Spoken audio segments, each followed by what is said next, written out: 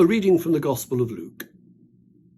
Jesus went down to Capernaum, a city in Galilee, and was teaching them on the Sabbath. They were astounded at his teaching because he spoke with authority. In the synagogue there was a man who had the spirit of an unclean demon, and he cried out with a loud voice, "Let us alone! What have you to do with us, Jesus of Nazareth? Have you come to destroy us? I know who you are, the Holy One of God." But Jesus rebuked him, saying, "Be silent and come out of him."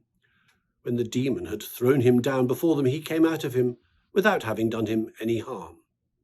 They were all amazed and kept saying to one another, "What kind of utterance is this? For with authority and power he commands the unclean spirits, and out they come."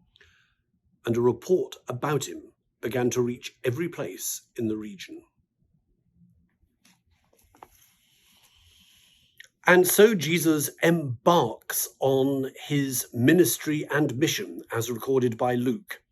He's got off to a curious start. He has wowed the synagogue in his hometown of Nazareth, only for the wow to turn into anger and an attempt to murder him.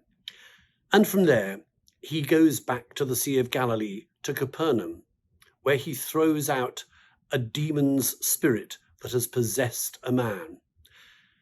The extraordinary thing is that the demon inside this poor man knows exactly who and what Jesus is, the Holy One of God.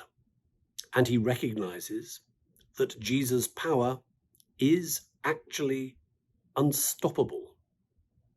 That's not something which seemed to be so easy for the people in Jesus' hometown at that synagogue experience that we heard read only the other day. How is it that the demons can work out exactly who Jesus is, and sometimes we sinful humans seem to fail to do so? It's the big challenge of the gospel story. Reports of Jesus, we are told, spread around the region as a result of what happens here in Capernaum in today's story. We are the ones now who are called to spread the reports of Jesus.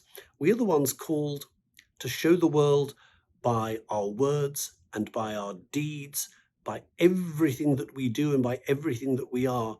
We're the ones called to make sure that the world sees that we know that Jesus is indeed the Holy One of God, because that has big and wonderful implications for the world. Let's make sure that we know how to speak of Jesus, how to live a Jesus-shaped life, and to make sure that we play our part in trying to change the world more to be as Christ-like as possible. It doesn't mean we are necessarily going to throw out demons in the way in which Jesus did.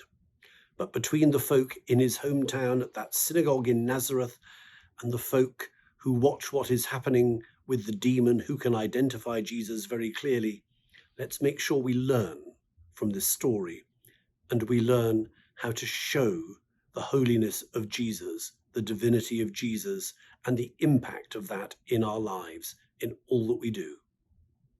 Amen.